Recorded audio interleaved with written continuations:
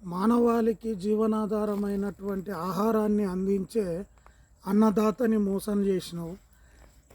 ఈ సమాజంలో ప్రాణం కన్నా మానం గొప్పదనుకునేటటువంటి నేతన్నని మోసం చేసినావు. మహిళలకు, ఈ సృష్టికర్తలకు మహిళలని ఈ 2000 4000 పింఛనిత్తి మహిళలను మోసం చేసినావు. వయోవృద్ధులకు పింఛన్ పెంచుతాని పింఛన్ మోసం చేసినావు. వృద్ధులను మోసం చేసినావు. వితంతువులను మోసం చేసినావు. వికలాంగులను మోసం చేసినావు.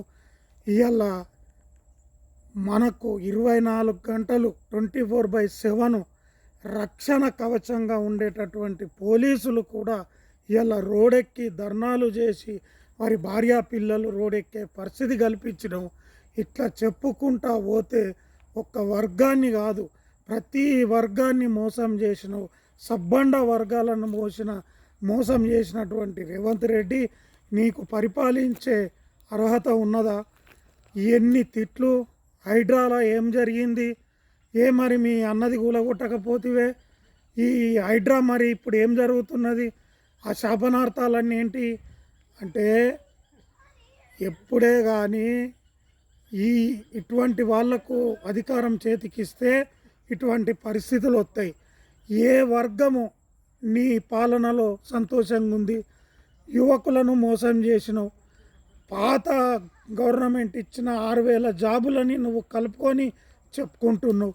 ఒక వర్గాన్ని కాదు మోసం చేసింది, చిన్నపిల్లల నుండి వయోవృద్ధుల వరకు నీ పరిపాలనలో మోసమే. 10 మంది 100 మంది చెప్పితే వచ్చేది కాదు సంస్కారం. రేవంత్ రెడ్డి, మనకు ఉండాల్సింది సంస్కారం. ఒక్కసారి గుండెల మీద చేతేసి ఆలోచించుకో. నువ్వు అసలు ముఖ్యమంత్రి ఎందుకైనావో నీకన్నా అర్థమవుతుందా? ప్రజలను కొద్దిసేపు పక్కన పెట్టు. నువ్వేం చేస్తున్నావో నీకన్నా తెలుస్తున్నదా? హైదరాబాద్లో సముద్రం ఉందా? ఏం మాట్లాడుతున్నావో నీకన్నా అర్థమవుతుందా?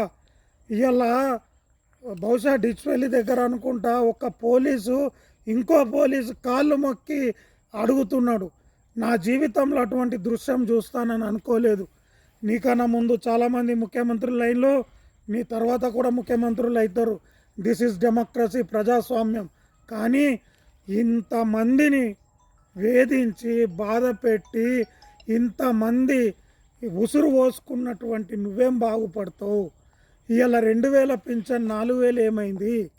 మరి ఎందుకు ఇస్తలేవు? 1,50,000 కోట్లతో మూసి అంత అర్జెంట్ ఏంది? 2,500 మహాలక్ష్మి పథకం ఏది?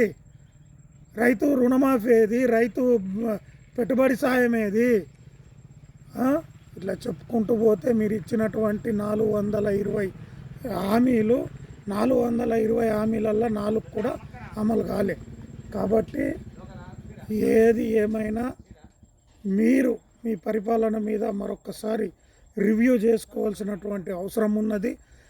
ఇదే విధంగా ఈ విధానమే గినక కొనసాగినట్టయితే ఖచ్చితంగా మిమ్మల్ని గద్దెదించడానికి మలిదశ తెలంగాణ ఉద్యమం ఎలా అయిందో 5 సంవత్సరాల టర్మ్ పూర్తి కాకముందే 5 సంవత్సరాల కన్నా